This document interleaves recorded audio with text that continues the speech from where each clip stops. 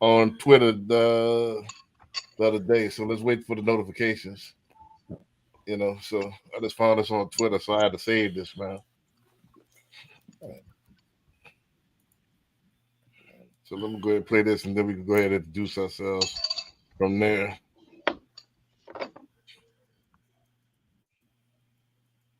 If I can find the play button. All right, so I just got the notification, so.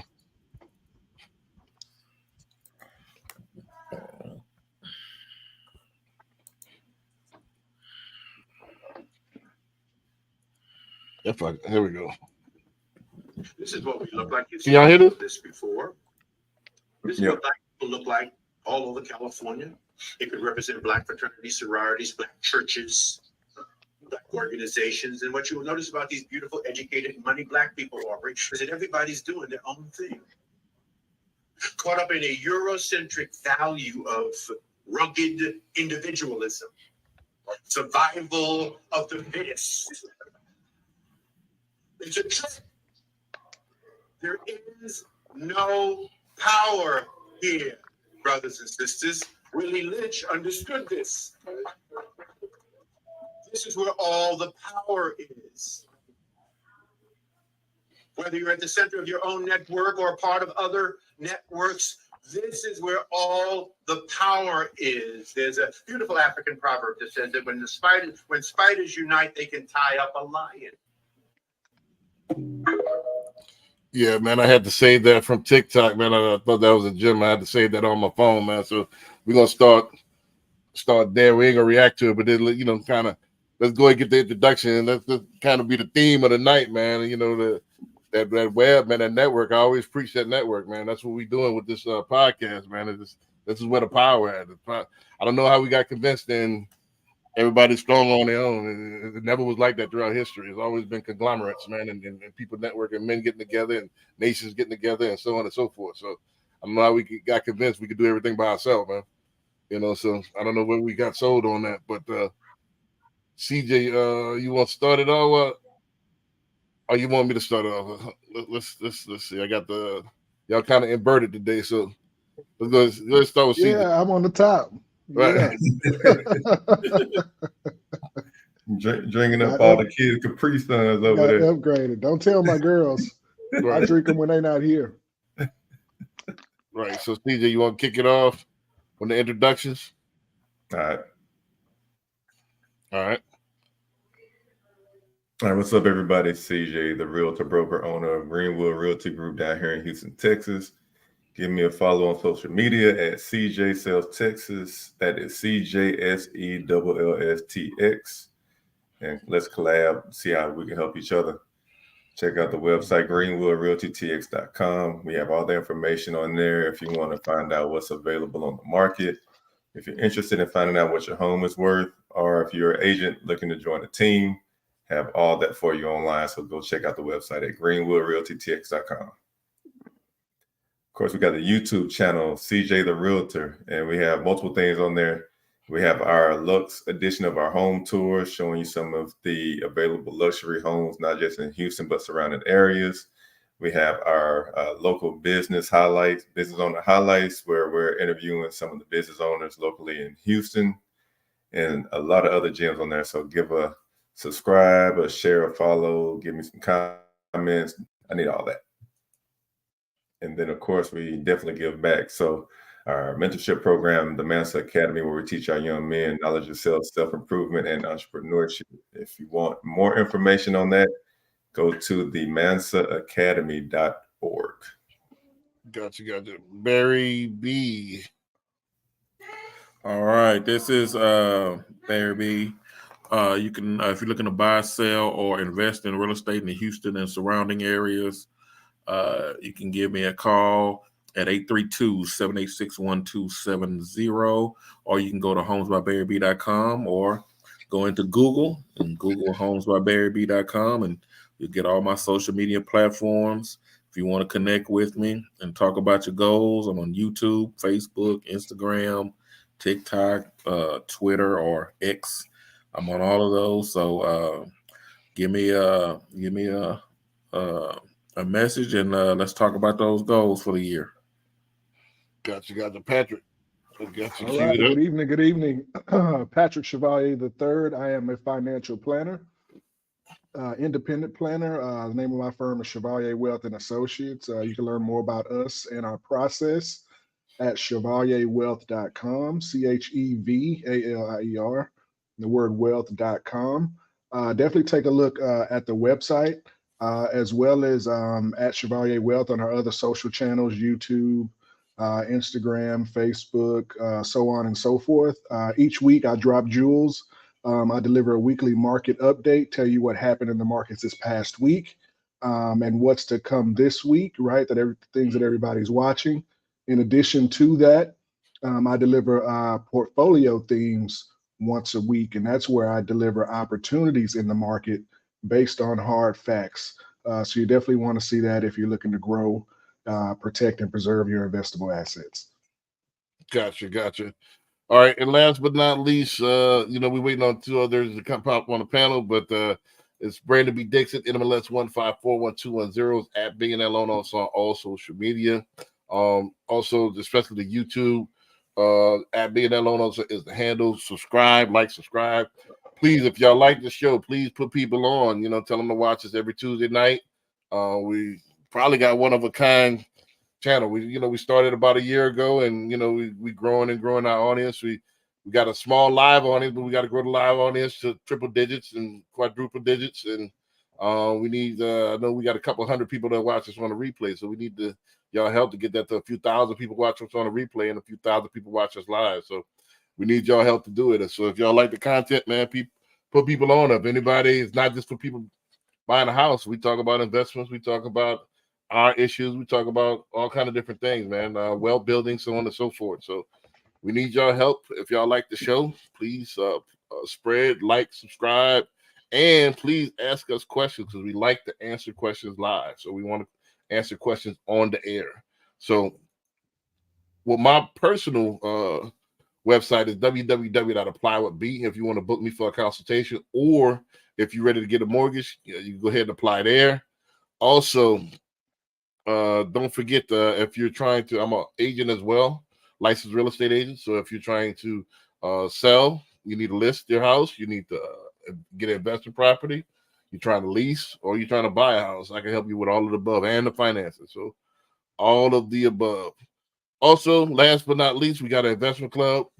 So if you're trying to mitigate your risks, if you're trying to get into the investment game, go to my website, www.cocinvestmentclub.com, and you can join the club and help us mitigate some of this. Help us build wealth together. That's just like the theme of that first clip, man. It's all about your wealth. It's all about your network. Anybody want to comment on that clip before we get started in the show? Yeah, I seen that a while ago, and Right. It's basically saying the same thing that we've been talking about. Right. Like, the whole collaboration over competition thing, how supporting each other. That's exactly what he's saying. Man, we need to chop that up and make that like an intro. Like with Yeah. some music behind, make that our Yep. intro to our thing. Like chop that up, make that a 30-second intro. Yep. So. Yeah, I'm a history buff, and I was watching The Men Who Built America, the Pioneer Edition, right? Mm-hmm. And so they were talking about how the U.S. was expanding from the colonies all the way west to California, and they wouldn't have beat the Indians if all the colonies didn't join together. They were actually about to lose, expanding out west past the Mississippi River, if all the colonies didn't come together. And so when I saw that video, that's what it made me think about. It was like, they were this close to destruction, the 13 colonies, the USA, right? We wouldn't be here where we are today if all those colonies didn't join together to attack those Native Americans and drive them back. So that's what it made me think of, was like, hey, because I watched that recently. Right. So it is a powerful thing. It's a thought, but it is a powerful thing. Right. Yeah. You do things together, you're more powerful together. Right. Instead of a web of a web take down the line, get caught in that net. So there's an old cliche as well. ox. A leech is nothing for ox, but if you get enough leeches on that ox, it can take that ox down. So but you need to have enough force. Hyenas rolling packs and lions rolling packs, and that's the king of the jungle, and they rolling packs. Mm-hmm. So it is what it is. Y'all ready for the first clip, man?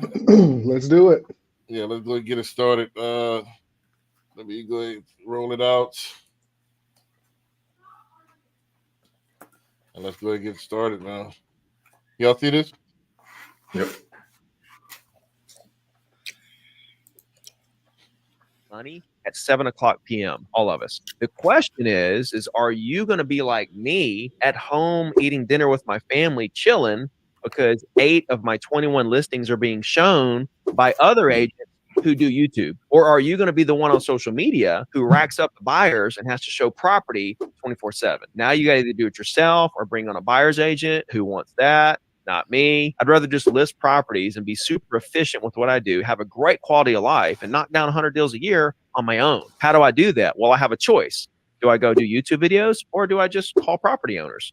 Because even if you do YouTube videos, you still got to, guess what? Talk to people. You're just doing the videos. So hopefully somebody reaches out and now we're in a conversation. Well, I don't have to do YouTube videos and wait on people to reach out to me. I can just pick the property I want to sell and call the owner right now for a penny. Here's the decision that we all have. Every single one of us as agents are going to go out and make money at 7:00 p.m. All of us.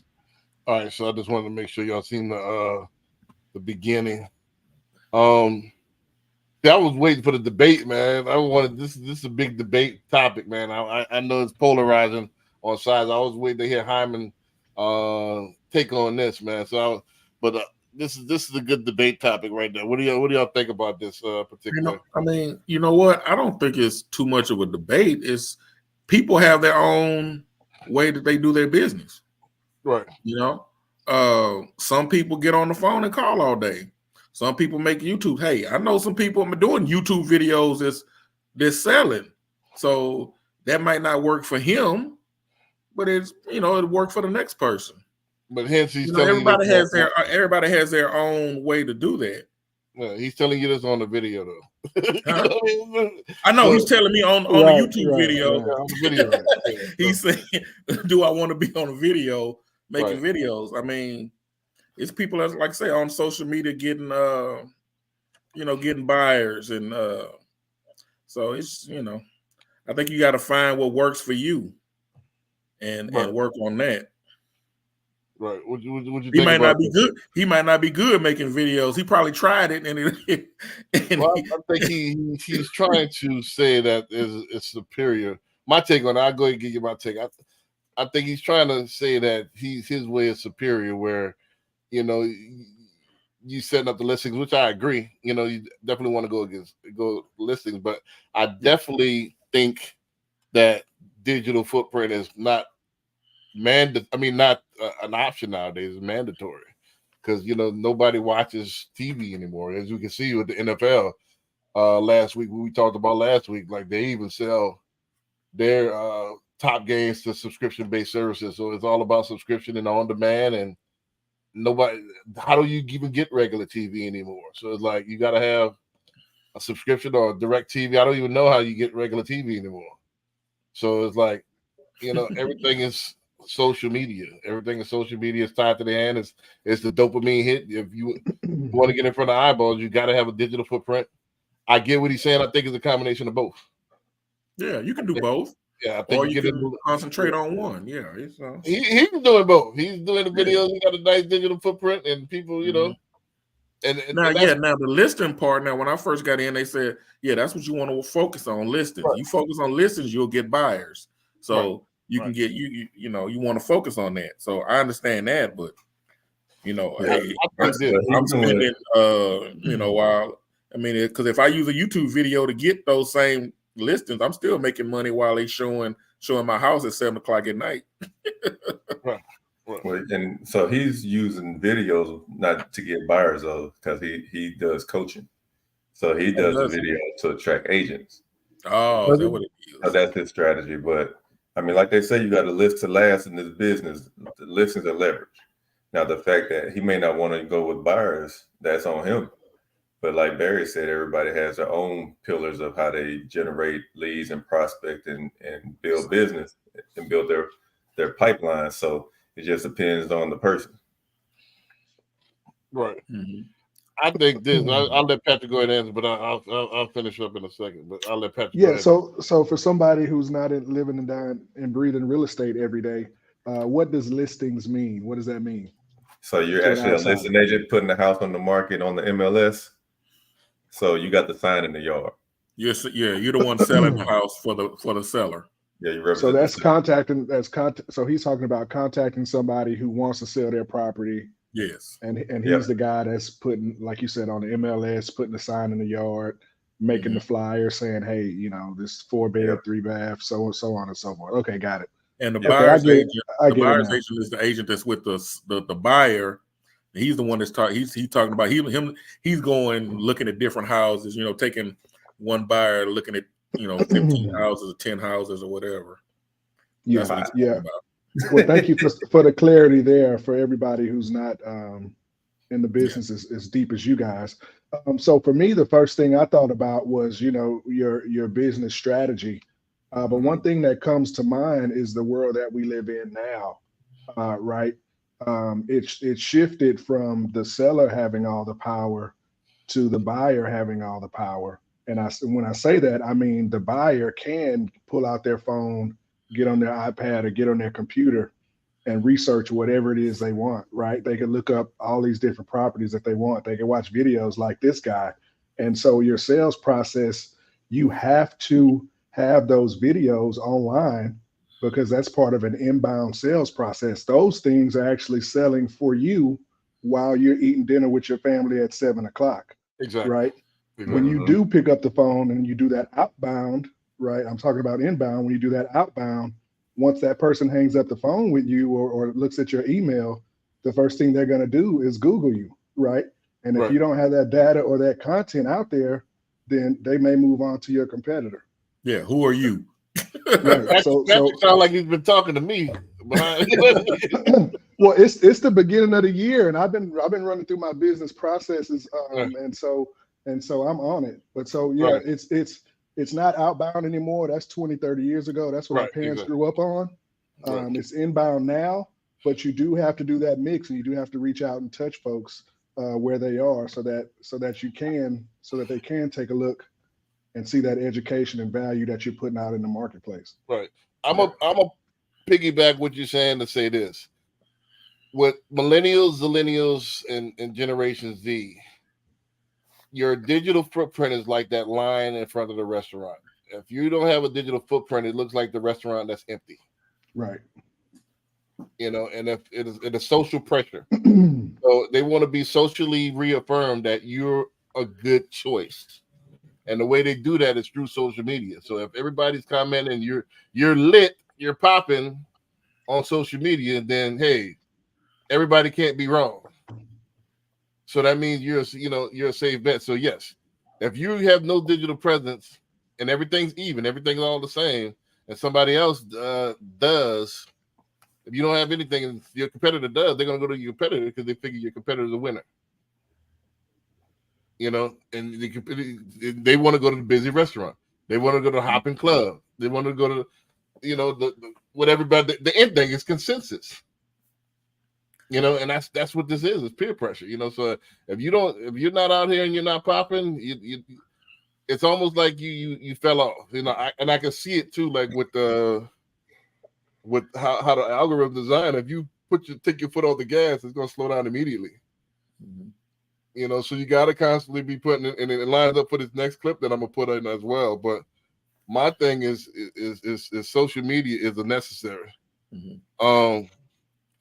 Fabian, what's going on? Now I'm gonna read this comment. This is from one of my boys here, man. I used to work with Fabian.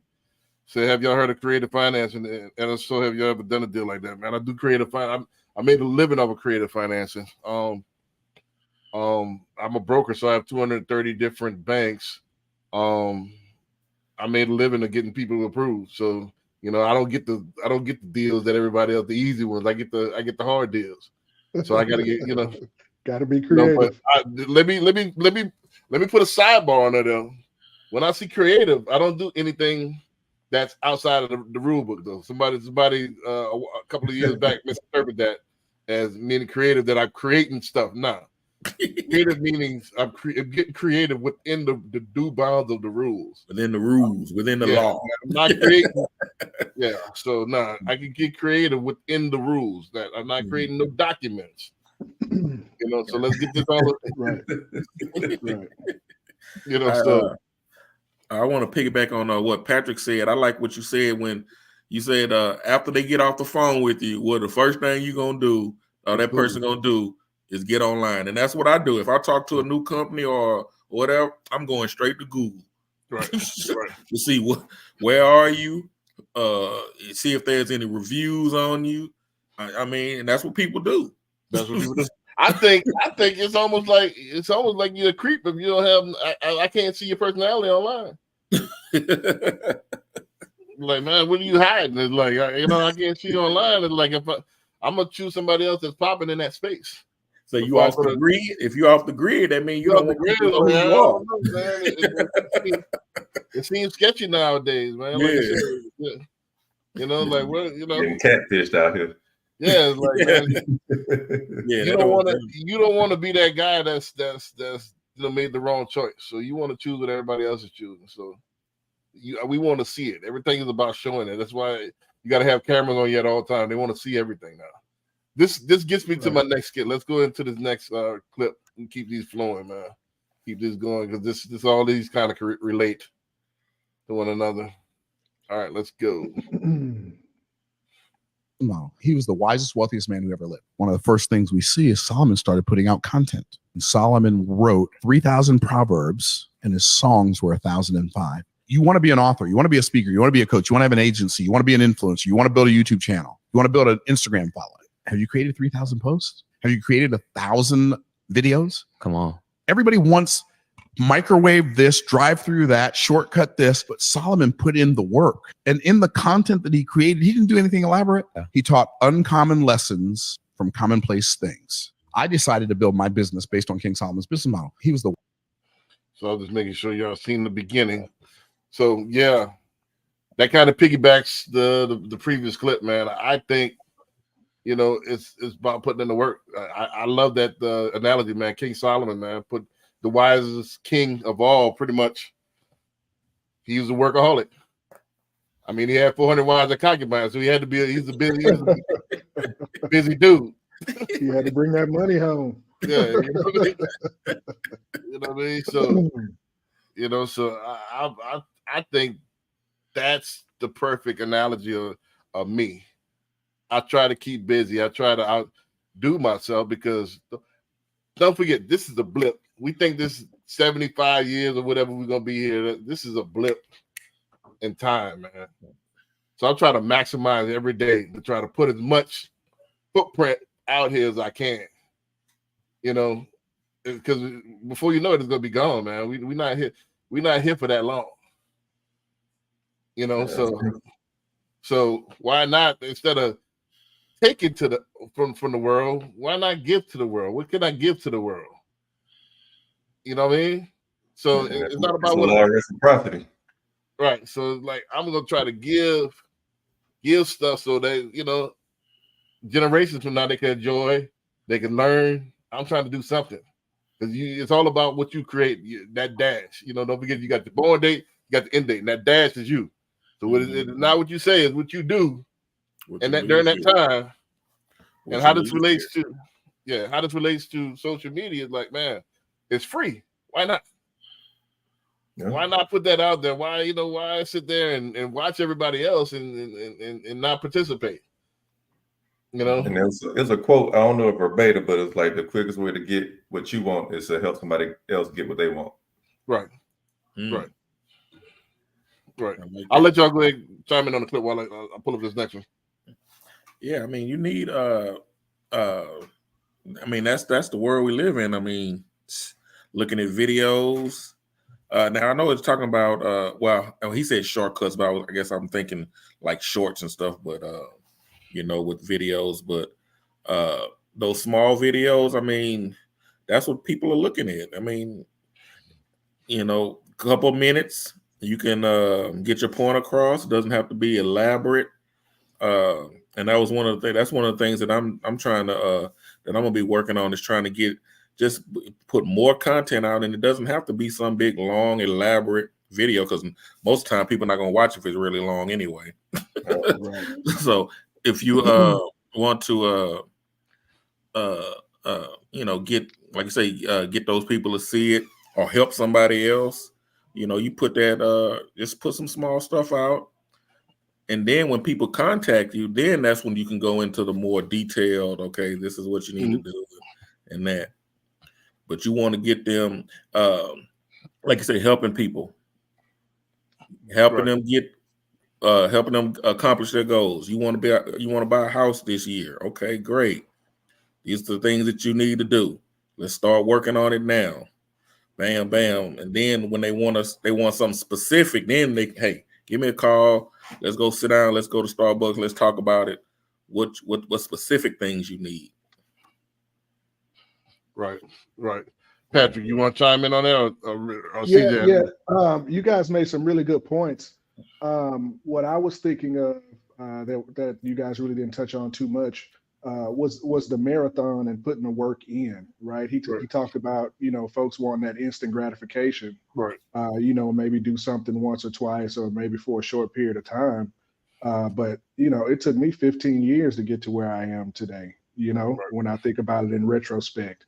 And so, you know, you really gotta look at things like that. Yeah, if you first start off doing videos, as an example, those first few are gonna be great, right? But when you get to video 98, 99, 100, you're gonna be putting out some really, really good stuff. Right. And so, you know, that's the process, or the way that you have to think is like, hey, let me go to market with what I have today, and I'm going to continuously improve and design what it is that I'm doing, and I'm going to get better and better over time. And what's going to happen is it's going to show up on your results. Whatever your goal is, whatever you're trying to do, you're going to start inching closer and closer to where it is that you want to be, right? But it's definitely not a sprint. Anything worth having definitely takes some time, and anything that comes real fast, more than likely, it's not good for you. Right. Mark Cuban said perfection is the enemy of profit. And I believe that wholeheartedly. Like, you know, people don't want to see perfect. That's why social media and reality TV is more, I'm gonna making take more money than Hollywood. You know what I mean? So, CJ, you want to chime in on that? Corey, welcome to the show, man. I know you can't chime in on this last clip, so we're going to get you on the next clip. But, CJ, you want to... Yeah, this is the show and prove age, and you also have to know your audience. Right. Like the way things are now, people's attention spans are a lot shorter. So you come with that quick piece of value, but you have to be not just providing it, but be consistent with it. Because even before then, it took over 5 touches. When you are actually intentionally like going after a specific person, it took 5 touches. When you just casting a big net, you're gonna have to do a lot more than that. Right. It's changed nowadays, but the touches have gotten easier though. You know, you can touch more people. Yeah, you can touch more people. You just got to touch them more. Exactly. Fabian said, how many hands are helping you when you are doing your content for social media? Right now, it's just me. You know, I have an editor that's in India. You know, I keep an editor, but I shoot all my own content. I do everything right now until I get a bigger budget that I want to do. Start doing some more stuff. I can't talk about what I'm gonna do because every time I put something out there, somebody, you know, as soon as we do it, somebody else do it real quick. So it's like it's the biting age. But right now they're making it so easy. A lot of the stuff I even edit my own stuff for most. A lot of times they're making it so easy now with artificial intelligence. You just tell them what you want to see. Yep. You can edit it yourself. You use ChatGPT for content. Yeah, it's like it's getting so easy now. You got ChatGPT for writing your mini blogs. You got the AI, the as far as the actual, they got apps that you can put AI for your transitions and stuff like that, and your cutouts. Usually, you have to back in the day you had to cut each one out and had to place it, and they do all that automatically. Man, they got AI that can actually create an avatar that looks just like yourself and sound like yourself, and all you gotta do is type in the script. Right. Oh, next cool. That's the I was next gonna thing say that's I saw coming. that. Yeah, They Or got you can do, I've seen it where it'll make a call for you. yeah, yes, Your yeah. voice. They use it now. They use it now Yeah. for this cold calls, the Yeah. scam callers. Yeah. right. So I think the future, and Fabian come from Mattress Mac as well. He's been at Gallery Furniture longer than I have. My mentor, Mattress Mac, always used to say, look 10 years in the future. You don't look at what's going on today.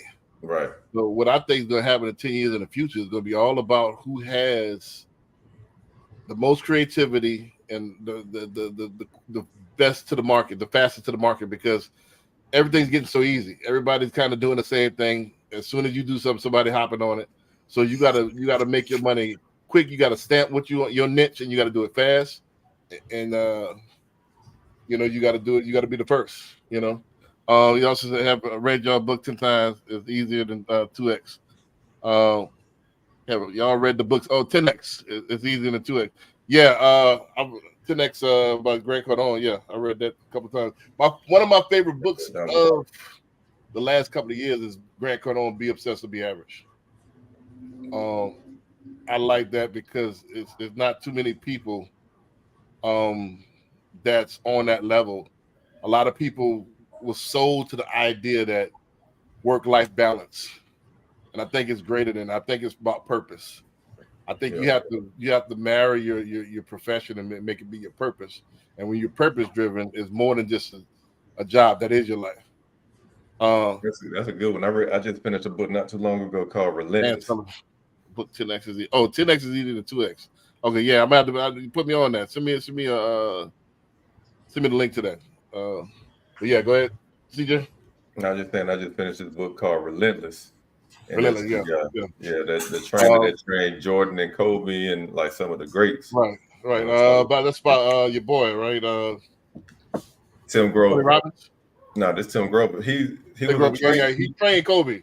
And Jordan. Yeah, I And read all, that. Yeah, I read that about 5 years ago. Yeah. But it's more. He's talking more physical, but it is a lot of mental stuff with the physical stuff.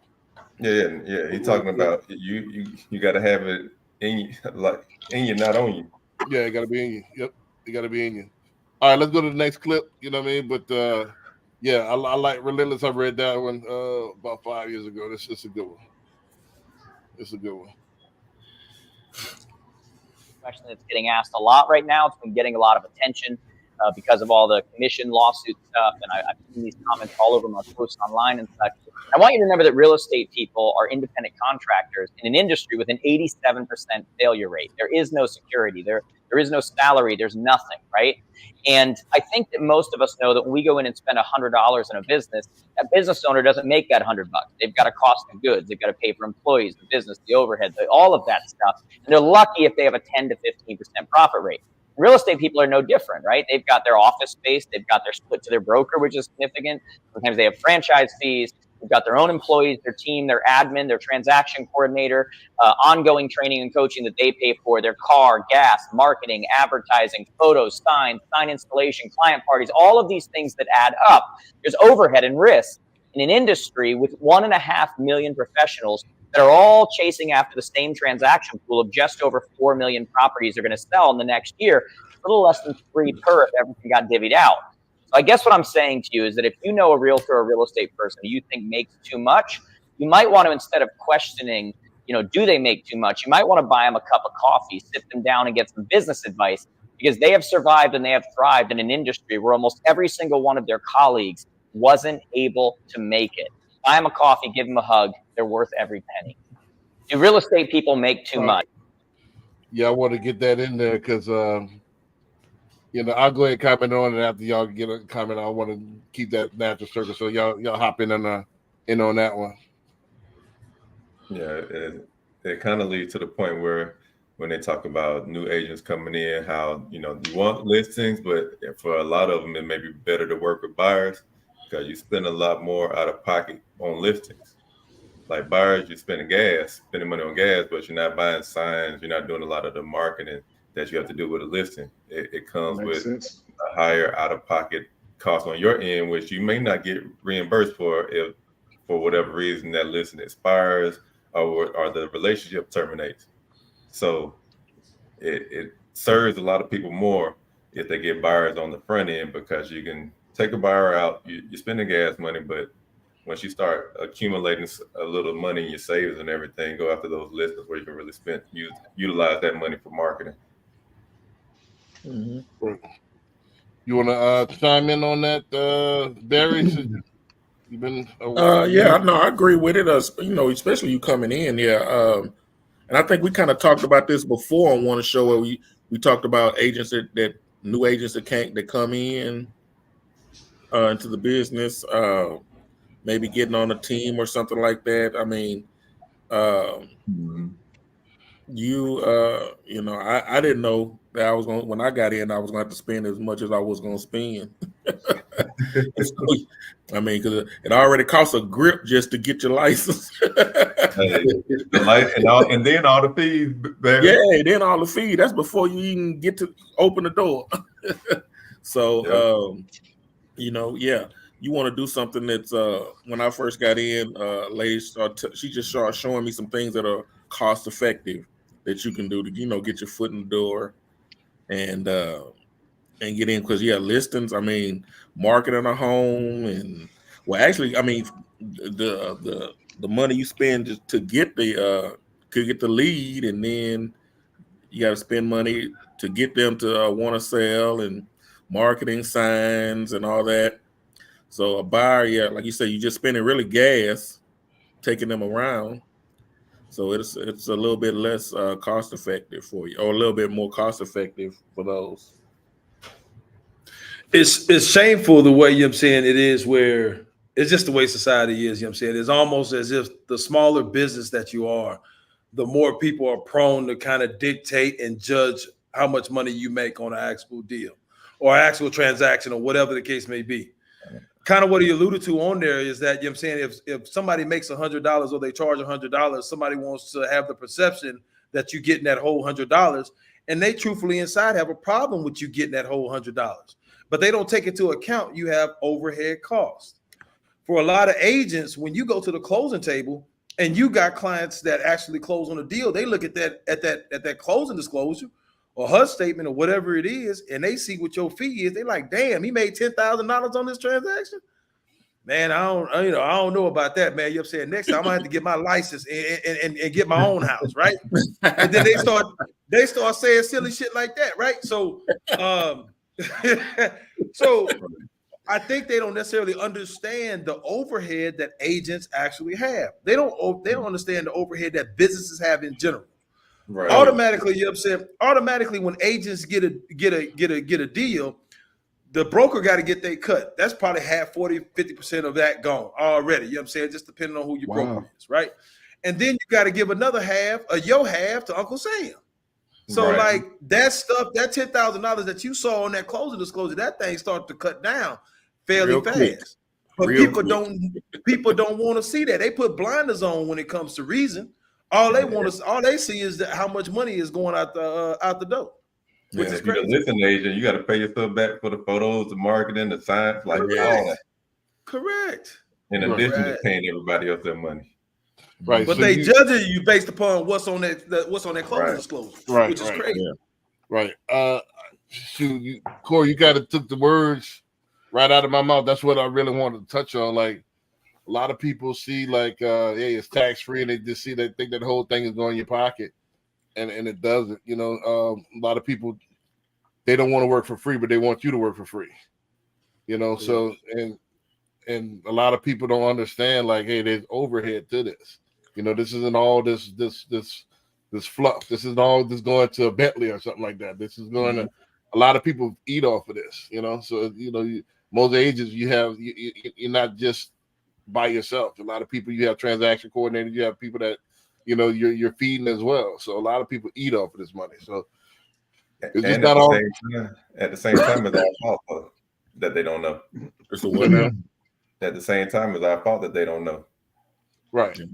And then, like I said, you get what you pay for. Like I said, those agents that automatically discount their fees, they still stay with mom, and there's an old meme that goes around. Like, you could tell bad lawyers by the type of suit that they wear. If you got the bell bottom suit you know, and it's not tailored. You can tell that Right. yeah, Mhm. you know, With some old it's not Stacey a Adams. Stacey But you know Adams. what? On what you just said, CJ, is it really us to tell them all of that? Yeah. I How are they mean, gonna know?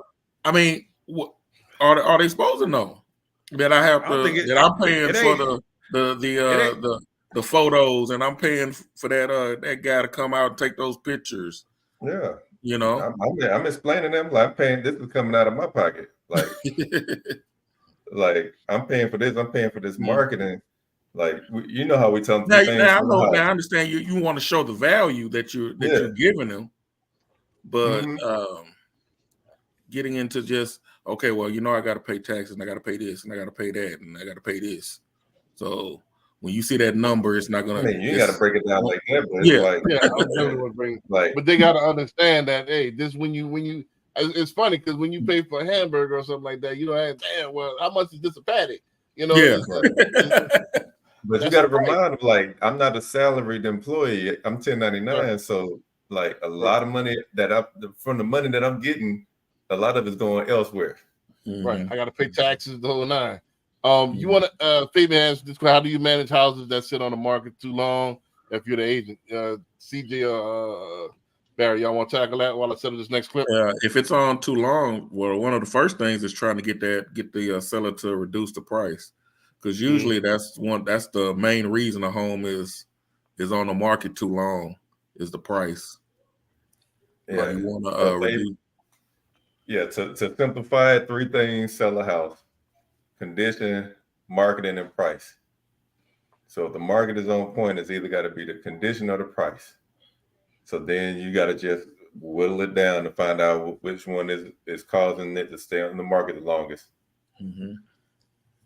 And you know, and that's like because you're supposed to do as an agent, listing agent, you're supposed to do a market analysis of homes that have sold, and then you're dealing with maybe a seller that wants to get a certain price. So you kind of got that going on right there. Yeah. Right. But it's want to get that Zillow price. Hey, it's our job to talk about that ledge, though. Yeah. It don't matter what you want. It only matters what that buyer wants to pay. Matter. Right. It's all in what that buyer wants to pay. I would say this though too. Wouldn't you say, and it's going to relate to a clip down the way, wouldn't you say a lot of times it's the commission slice? A lot of times if you 1.5%, 2%, that's one of the reasons why it's not moving. What do you mean? Well, what's not moving? If it's on the buyer side, you got the ones and the twos instead of the threes. I mean, it could, but then that buyer is not working as a fiduciary for his client. Not that buyer's agent, because don't forget that agent is going to show you the 3%. They're not going to show you the 2%. That's what I'm saying. They're not being trustworthy and honest with their client if they're not showing them everything. Right, that's how it happens, though. Yeah, but that's the problem. Agents don't know how to communicate and explain what's going on. Right. Because I'm showing my client everything. I'm gonna let them know, hey, per our agreement, this is what we agreed for me to get. This is what they're offering, so you have to pay the difference. So if you like this, you need to keep that in mind. Right, I got you. But just like the house that we just closed on in Atlanta, the problem is sat on the market for 3-4 months because they were only offering 2% to the buyer side. As soon as we put it back to 3%, it was gone in a week.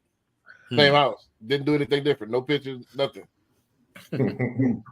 Yeah, that's gonna happen. Yeah, because you have agents that are not they're not putting the client's interest in the best interest of the client. Yeah, they're supposed to put their interest above their own. Yeah, yes. Right. Well, before the next clip, let me share my thoughts on that.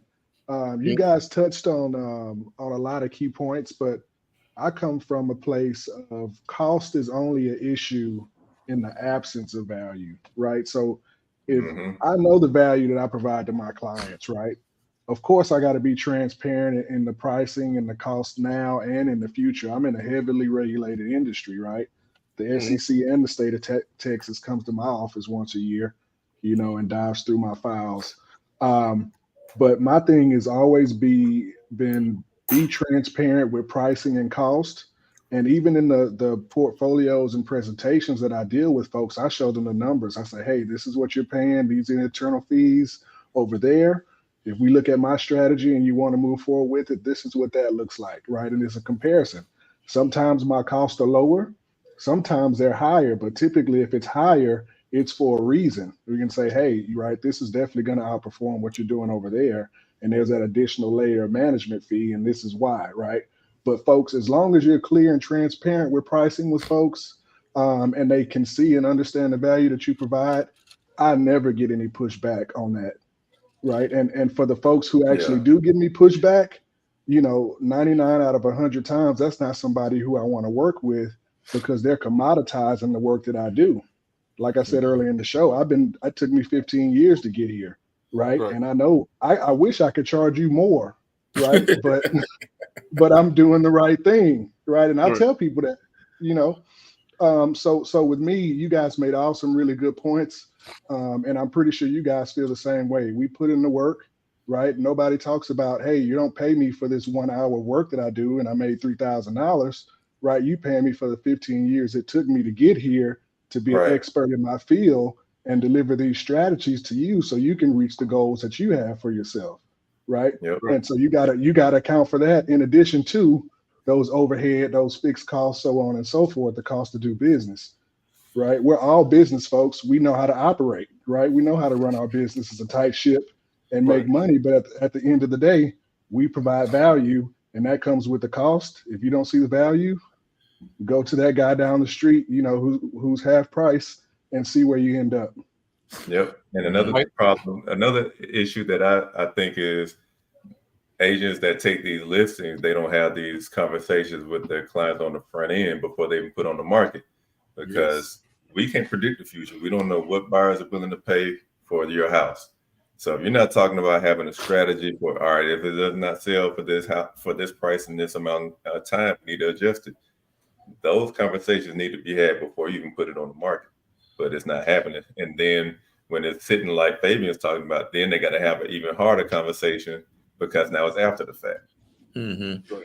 I think you said to piggyback off what CJ said, is especially in the service industry, which is what we in. You got to set the expectations for what could happen. You know what I'm saying? I think a lot of times, a lot of sales people, whatever, we only harp on the good parts of it. We don't tell them, okay, well, look, these are the possible pitfalls or these are the possible issues. When people hear about that up front, what the possible issues are, when it comes up, you don't have so much of a kickback. Oh, okay, I remember we talked about this. Okay, I remember that. But when you say, oh, no, it's all daisies and roses out there, you know what I'm saying? Nothing's going to happen. This is going to be so. And then something comes up. We're going to sell it like crazy. Yeah. And then something comes up, you know what I'm saying? Then now they hold your ass to the fire because they pissed off because their house hadn't sold or the transaction didn't go the way that you claimed it was going to go. So just to piggyback off him, I think setting expectations is an important thing, especially in the service industry. It's very important. That Fabian could attest to that. That's Mattress Max selling. That's 101, man. And you don't run from it, you run to it. We sell more off the floor stuff than probably anybody in the nation. We call it market sample. So we sell, hey, what you see is what you get. Sell what's available today. So I point out all the scratches. I point out all the flaws. Because hey, you see it, this is what you're gonna be at the house. And I do the same thing with real estate. Hey, this is the good, the bad, the ugly. Because if anything happened, hey, remember we talked about this. We talked about this before, so it's not a surprise. So I'd rather be up front and be the bad guy than be behind and then have to explain it. Some people sell like that. Some people sell like it's all rainbows and unicorns, and it oftentimes come back to bite them. You got to tell them straight up. Hi, man. Welcome to the show, man. Like I said, guess who's back? Yeah. Guess who's back? You're on time for the next clip. So take that Texas shirt off. Take that Texas shirt off. I'm pissed. The boys that show up this weekend. I'm a little hot with them boys right now. No. Baltimore's best team, man. Yeah, they did. Hey, look. I think they exceeded expectations this season. You know what I'm saying? They definitely did. They definitely did. No doubt. So Hey, man, CJ, do you know when you click on the link from your Facebook page, it takes you straight to YouTube? Yep. You did that on purpose? Yeah, because my LinkedIn ain't connected today. Would All right, can y'all see this? Yeah. Yep. Yes. It's small. Sure. I think EXP is a scam. Realtors live in a box Yeah. and they have so much earning potential, but they don't even realize it because they're so busy chasing 2 and 3% commissions that From all of those things that you just said, you don't like, yeah. which is fantastic. And I can understand why you believe that that's not the highest, most valuable use of time, because it's a low level opportunity in a sense. Flipping, if it's not done at scale, is the same. Because what happens is it's just a mechanism to raise cash. A lot of flippers live off the flips. Yep. And they don't have any residual income. And a lot of agents do the same thing, which is that if they learn how to sell real estate in high volume, they can raise a lot of cash. Like at the same time, if they're not forward thinking and they're not recognizing, hey, this is a treadmill, and they're not taking a meaningful portion of what they're earning and investing into things that pay them money, then they're going to fall into the same trap. I am not convinced that being a realtor makes sense in 2023. Sure. I think EXP is a scam. Realtors. All right, so I just wanted to make sure. That's fired. So, I know this will get this conversation started, man. So I'll let y'all kick it off. You know, what's your reaction to it? I mean, anything where you have a service-based business and you don't have systems in place where you could step away from it and still get paid, you're gonna be living off of whatever you make from those deals. So, like, everybody has their own choice of brokerages. So a lot of people like EXP, and a lot of people don't. It just depends on what your style, what your flavor is. But I'll let Hyman speak on like the flipping side. But we talked about that. Like the point is to make some money off of the flip. But Yeah, I don't know. Continue to I grow. mean, what they were talking about with real estate, I mean, that or what a real estate agent should be doing. Why does it matter what brokerage you're at? If it's AXP or if you at ABC Realty, if you're not doing stuff to get that income, why does it matter? EXP? I don't. Well, I think they said it's more like a pyramid scheme where they with the high splits. I think that's what. Well, that was going to be my question. Why did he say EXP is a scam? Because I've heard of EXP. I see their offices all the time when I'm going to my different meetings. You know, at my meeting offices. Why is it a scam? Yeah, I didn't. What was he referring to? I've never been with EXP. I don't even know anybody that's an agent for EXP. But I honestly think any business model, you can go back to Organo Gold Coffee or whatever the case may be. Anytime you talk about a business where somebody can get paid off of the production of somebody else or just by bringing somebody else in, I think you're always going to have people that call that a scam. I think they call EXP, you know what I'm saying? So that's honestly what I think is the situation. They call it multi-MLM, you know what I'm saying? Or they call it a pyramid scheme, whatever the case may be. But I think you're always going to have somebody that's going to call it a scam at the end of the day. But it's a similar setup as Keller Williams. They came from Keller Williams. Right. All of them have a pyramid type feel to them where it's overrides. I mean, that's business in a nutshell. You know, it's just like, you know, it's profit sharing and profit sharing. I think theirs is revenue sharing. I think, but they get stock options or something with the company. Yeah, but I just don't think Keller Williams puts it at the forefront the way EXP does. Right. That's EXP's kind of marketing. Hey, look, you can come over here. And that's how they get people shares. in the door. Right. Yeah, you get shares. You can make X amount of dollars. You make $40,000 a year if you build you a team. You know what I mean? Right. I mean, boots on the ground. I'm gonna let my comments to the end. I'll let y'all go in on that. Jaime, you want to go in on that? That as far as they're correct as far as if you as a realtor, if you have not come up with the strategy to allow your business to make money, you know what I'm saying? You can't constantly keep running for the commission check. Very true. That is very true. Also, I believe when you say you're not utilizing your full resources, that just simply means you're not investing in what you're doing. We come across buyers and sellers every day, And every situation does not meet every buyer and seller that we represent. Some things meet some different, some unique situations that allow only a unique type of buyer or seller can deal with. And if you're not in a position to take advantage of every opportunity that comes across the desk, you're cutting yourself short. Next thing is that if you are flipping in this industry as a realtor, there are some advantages, but the only issue is that if whatever brokerage you with, if they're not investor friendly, you can't do it with them. We all know who those are. But if you're not learning how to flip more than at least 4 houses a year, then you're kind of like just doing it as a regular job. Because every flip you do, you gotta take 20,000 of that just to keep paying the light, water, and gas at the house, and hopes you find another sweet enough deal that you can take the other 20 you made and go back and find another deal.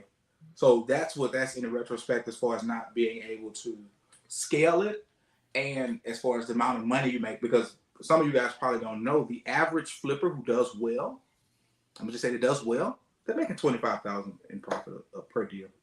That means they're getting that money back, and it's $25,000 in profit. So if you're profiting 25, you got to do at least 3.5 deals just to live a basic lifestyle, which is $75,000. You know what I mean? And so that's more than that, because you got to live off of that. So that's revenue spent. What, 25,000? Yeah, that ain't including the 25 that you need to keep going.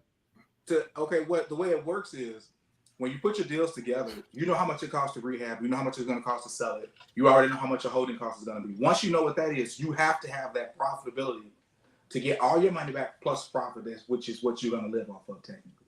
If the deal does not get you there, you don't take it. Period. Right. My thing, I'm going to go ahead and chime in right fast, but I already got the next clip set up. But I want to chime in. I think what we're missing is, what he's saying is scalability. I think too many people are underachievers, is what he's saying. Let's start with the flips. I think if you're trying to live off flips, it's supposed to be an investment. It's not supposed to be a job. Some people can live off of that, but it's supposed to be additional revenue. It's supposed to be long-term revenue. I mean, you can use it for cash and to stimulate, but it works better if you compound it. You take that and you keep on going. You keep on flipping. That's separate than your vocation. It's supposed to be like Fabian said, passive income. So if you're living off it, it's a lot harder. All right, I just made $20,000, but I got $20,000 worth of bills. Or I got $15,000 worth of bills. Now it's hard to make that next flip. It's hard to grow. Same thing with when he's talking about with EXP. If you're just trying to recruit and just trying to get other people to do the job for you, I think you're going to fall flat. I think that's where you get scammed.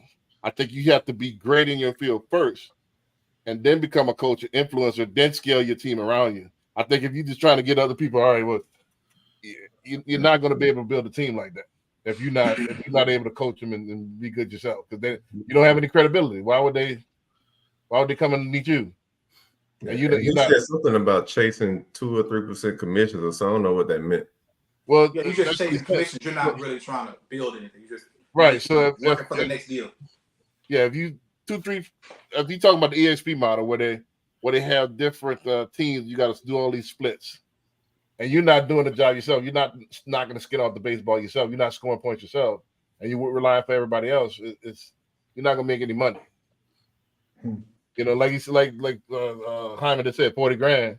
All right, I made 40 grand off of just focusing on everybody else, and then how can I live off of that?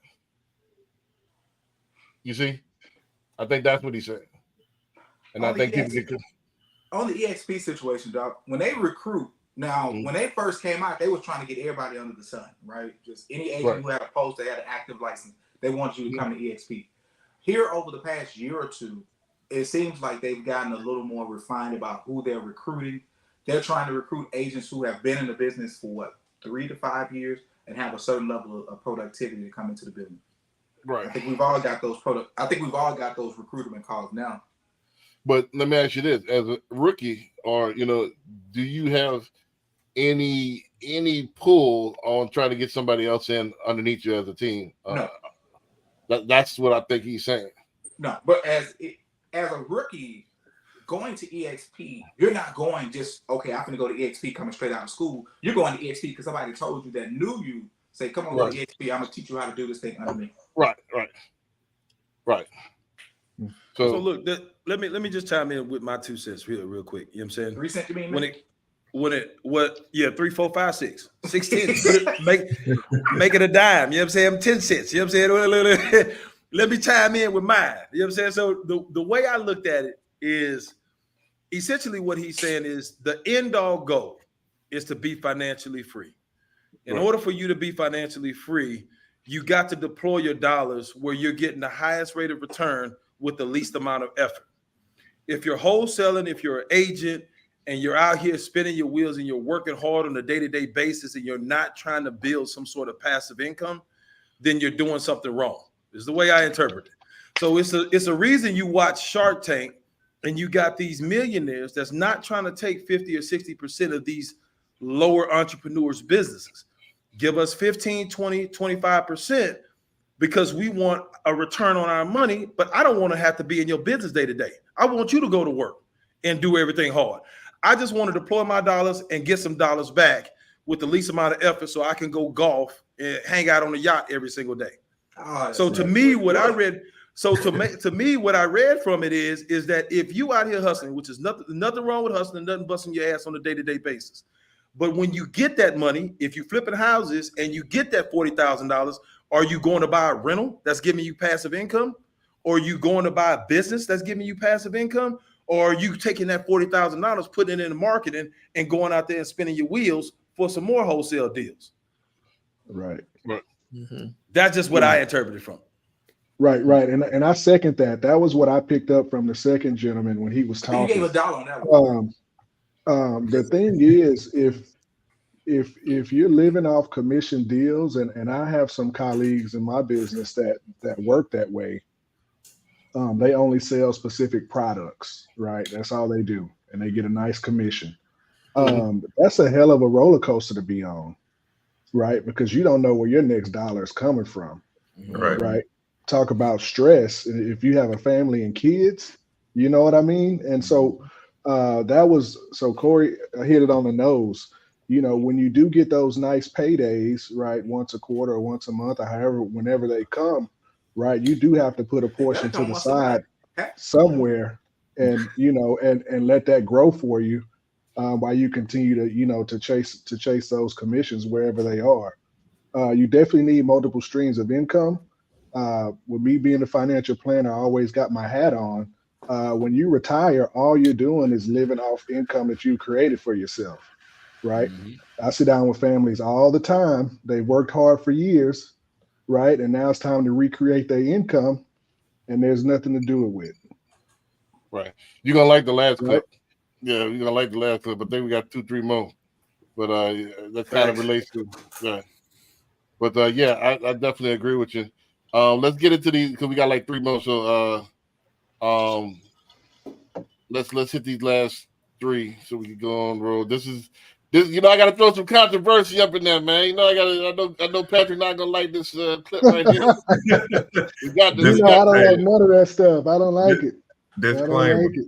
Yeah, disclaimer. Patrick not gonna like this one, but I got to do it, man. We got to do it for the cause, for the culture, man. This goes back to what we were saying a week ago.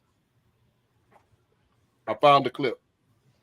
We're looking for this social integration. You know why? Because we had our own businesses there. My family was part of one that had the only black bus line in the entire United States. We had over 500 buses. We had that from 1927 up to about 1967. We don't kill our buses, social integration. And all of a sudden, you also are talking about Rosa Parks and Martin Luther King going down to Alabama, want to integrate the bus lines. Integrate whose bus lines? White bus lines. They didn't want to own and control and get the resource. They just want to sit on the front of it. Now, if the bus is moving, in the back of the bus will be where the front of the bus will move in a fraction of a second. And everybody gets off at the same time. And Black City Winston-Salem says, we want to ride on front of some white buses. So we said, we don't have any white buses. They said, well, we'll get some so we can ride on the front of them. I feel like a complete asshole because I never thought about that. Like that whole time they did the boycott, they should have been trying to establish their own bus company as opposed to wanting to ride. I never thought about that. Y'all boycotted for a year just to want to ride on the front? See, you're a smart man. I never thought about that. But I grew up in Winston-Salem, North Carolina. I found the clip Yeah, I've seen that before. I saw that interview. I've seen that That before. wasn't too bad. I didn't hate that. That wasn't too bad. Right, but it piggyback to something we was talking about last week, man. Like, you know, getting to own ownership. You know, I think, like I said, I think one of the things we got sold on is their jeans are better. Jabot jeans are better than Jackson jeans, and like you said, we got the better. We had our own buses since the 20s. You know, what was the difference on getting in front of somebody else's bus? I mean, you know, we had the bus already. I think it was planted, you know, and then once you got the integration going, I think it destroyed that whole Greenwood thing, the whole Black Wall Street. It all came crumbling down because now there's no power. And what we said earlier at the top of the hour, there's no power without that web. There's no power without that connection. So if we all individuals, you know, it's not as powerful as we all as a conglomerate. So, and I think it was strategic. Yeah, for sure. Because I think we spent so much time trying to sit at somebody else's table instead of making our own table. Right. I mean, they saw firsthand the kind of income and money that Black folks were bringing in back in the day when they started Freedman's Bank. We started putting all our money in there, all our savings, and a few years later, the banks closed down. And everybody lost the money that had an account in that bank. So they know we was bringing in money. Right, no doubt. Mm-hmm. But that's Dr. Claude Anderson. He wrote a book called Powernomics. Oh yeah, Dr. Claude Anderson. Yep. Yeah, it ties right into that first clip that you showed about the spider web. Right. It was talking about how, as business owners and Black business owners, we need to start growing vertically more than horizontally. Like we all got our own special gifts and talents. We don't all need to be doing the same thing. We need to have people doing different things where we could pool our resources and support each other and grow vertically.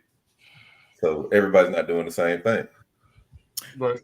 And that goes back to the first thing, huh? Working together. Yeah. Now y'all starting to see the overall theme of this That stuff. goes all the way back to working These together. clips, this ain't random clips. These be well thought out, man. These be well thought out. They all kind of go together. You know what I mean? You know, so I'll let y'all go ahead and finish chiming in, man. Patrick, what you got to say about that one, man? So more evidence that we've been bamboozled. You know? Right. So he did make a good point, right, about integrating the bus lines, but it made me think about the schools, right, because that was around the same time with education, and from what I can remember, Black schools were underfunded, right? Kids wasn't getting the same education as the other kids down the street. Still underfunded, people. Still Right.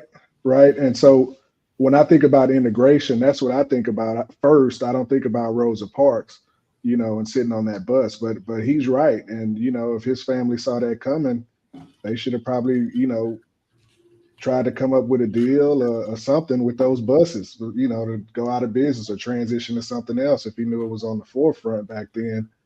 But it's unfortunate. I guess that's just the way of the world, right? If with those things changing, they had the white side of town, they had the white businesses, they had the black side of town, they had the black businesses, and with integration, I guess a lot of those black businesses went under, not just thinking about the buses, right? Whatever else got integrated, those folks probably went out of business too.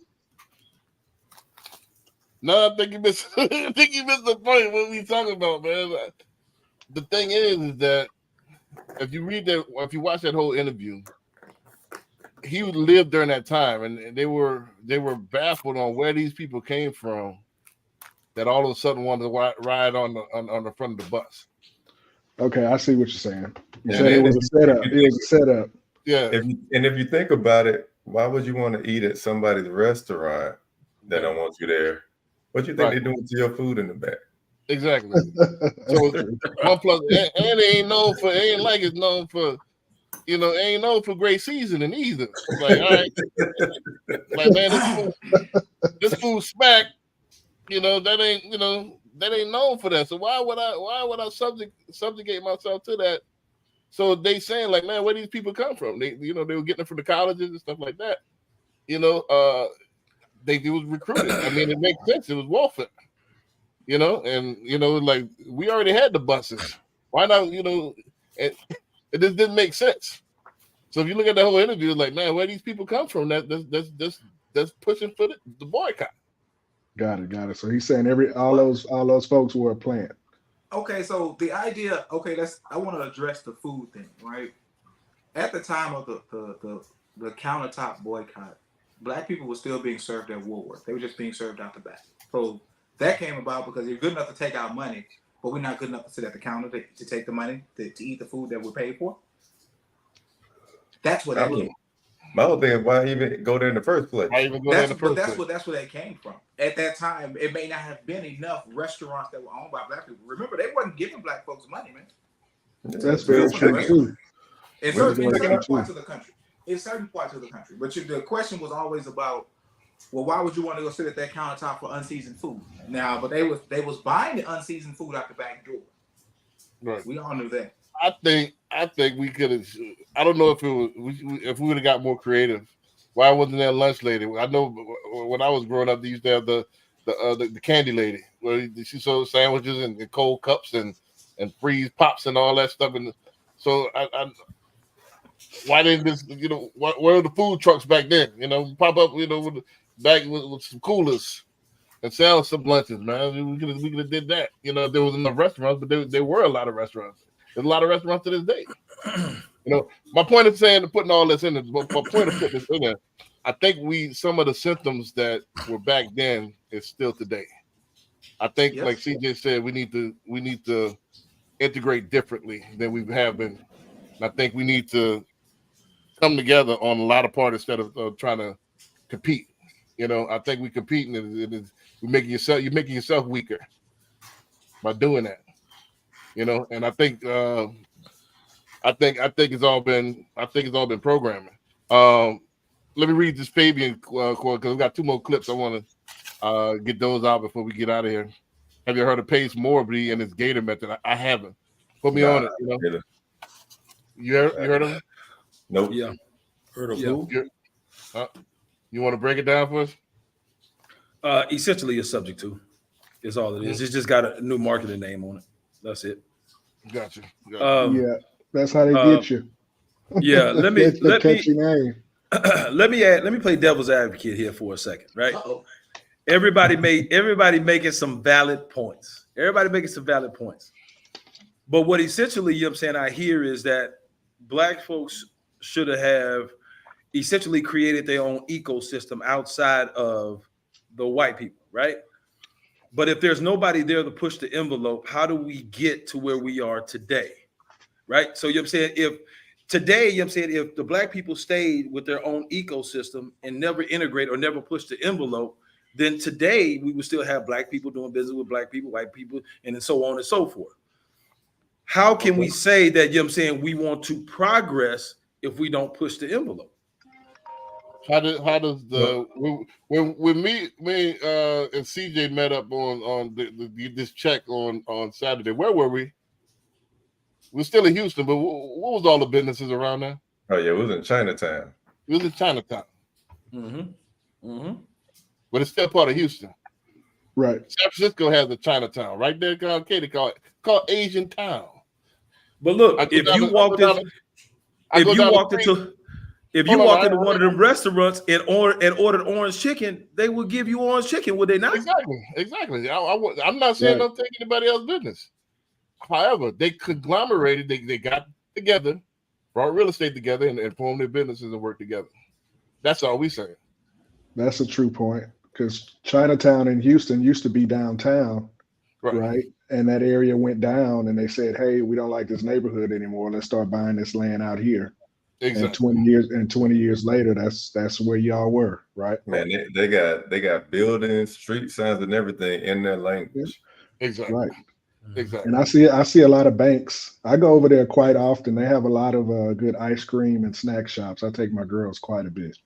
So why wouldn't you eat orange chicken from a Black and Asian spot? You know what I'm saying? My point is, you point out one, we going. You point out where we My going. point is that we They have the got same. chicken, but it's not orange chicken. This is the point I think you're missing. This is the point I think we all missing. Let's say this, and I'm gonna say this, and I stand on it. Every other nationality and group, we talked about it. We touch on it a little bit every week, and I do this like the raindrop every week. It's corrosion, erosion. Boom, boom, boom. I'm gonna keep hitting this point. Every other group stuck together and got up out of the mud. Why are we little? I see Asian Town. I see Bel Air. I see this, I see this side of town. I see that side of town. I'm looking at it. I see it. You talk about black-owned restaurants or black-owned business. They scattered. Got one here, maybe one there. Well, you know what I'm saying? And they don't mess with each other. We beefing. I like his girl, I don't like. Why is this? And then don't know, man. Not only that, it's twofold. Like I said a couple of weeks ago, we got to smell ourselves, and it was strategic. It's always been strategic. Why? What are you scared of?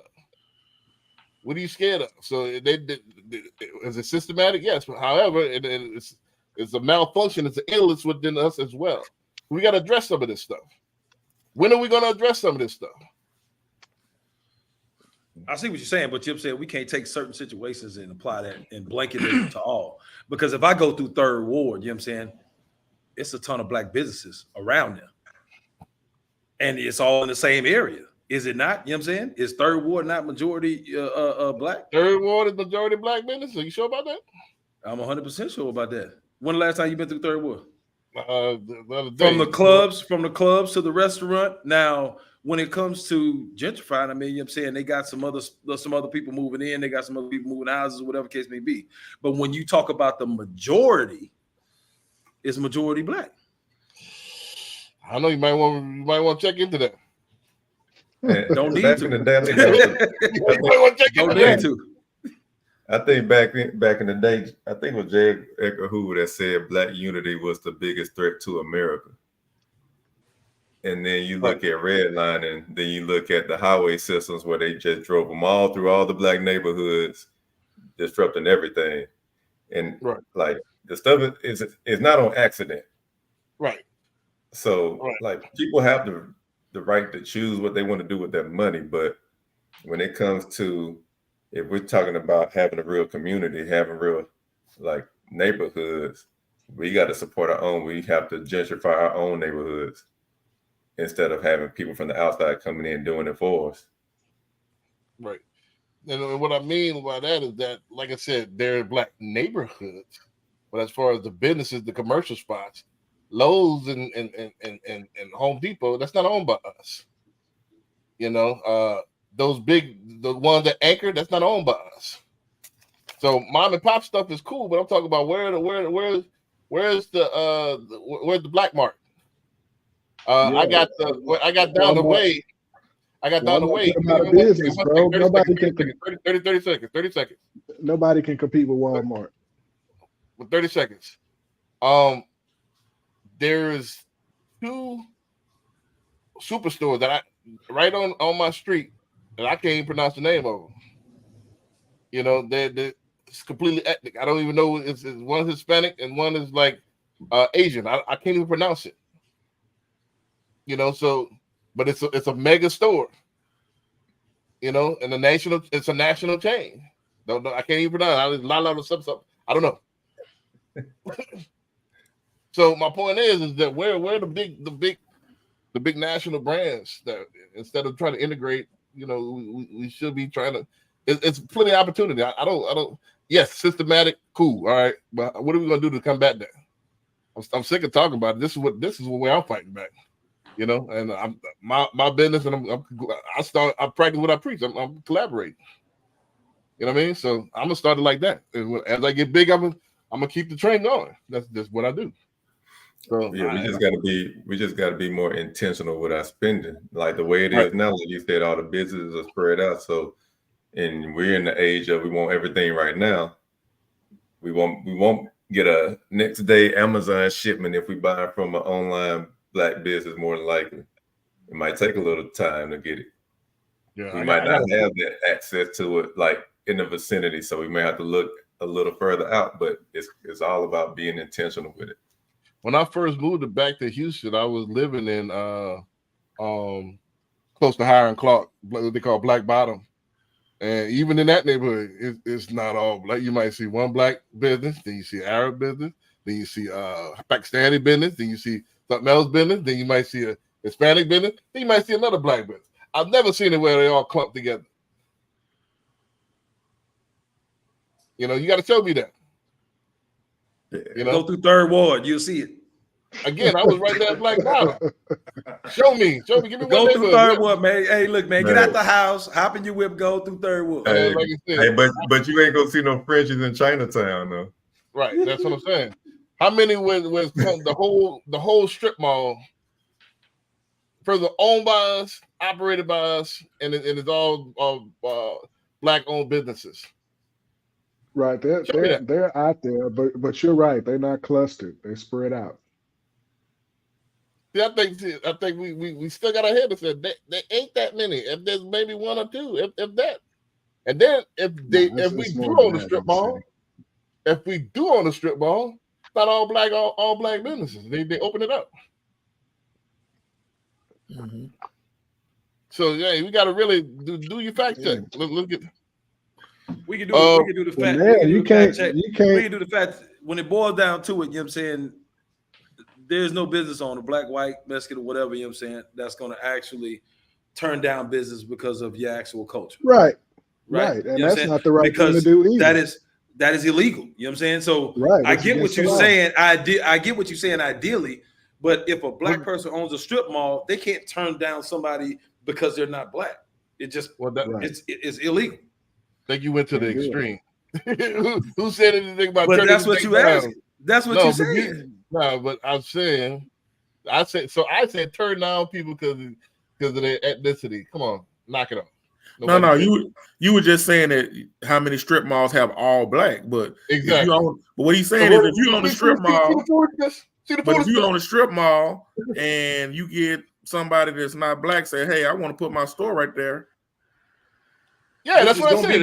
Which is going to be majority of the time. That's my point. If you do see a black owned strip mall, they're gonna open it up. See how you be arguing for the thing? It don't make no sense. You arguing, you shadow box yourself. You punch yourself in the bit. I don't think so. I don't think you understand it. I think you're not trying to understand because you're trying to make a point that ain't really a point. Right. What I'm trying to tell you is what I'm trying to tell you is the realistic view of what you're saying is not truly realistic, is what I'm saying. No, but you're trying to all the business. So tell me this, B. How does it happen? How does it happen?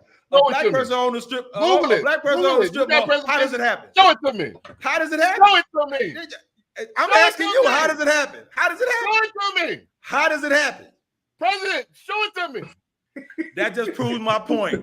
You just talking out your ass with no back plan, with no plan. I'm asking you if it's realistic. How do you make it happen? How do you make it happen? I'm asking you. How do you make it happen? No, you avoiding the point. Show it to me. There is my point is this is your view. This is your view, B. Tell me how do you make your view happen? Hey, B, do it this way. B, you own the strip mall. How you gonna make it all black? Please, just tell me that. How did they make it all Asian? How you make it all black? How did they make it all Asian? How you answer a question with a question? How you do that? How you answer a question with a question? Oh my goodness.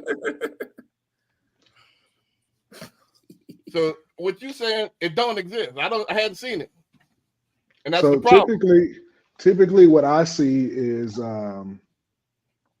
whoever owns that strip center, they'll have their business in that strip center, and then they'll lease out the rest of that space to whoever wants that rent that space. Right. That's from the experiences that I have. That's typically how that goes. Mm-hmm. Well, that's the way normal business happens, Patrick. But we don't see it that way. Let me answer the question. But no, Corey's right. You can't turn somebody down for their race. You want me to answer the question? B knows that illegal. B knows that illegal. He's just trying to argue for the sake of arguing. He knows that illegal. Silly season, man. Y'all silly season. This is what happens, man. This is it right here. Butterfly in the sky, I can go twice as high. Take a look, it's in a book, a reading rainbow. I can go anywhere, friends to know and ways to grow, a reading rainbow. Y'all need to read. You know, reading the book is fundamental.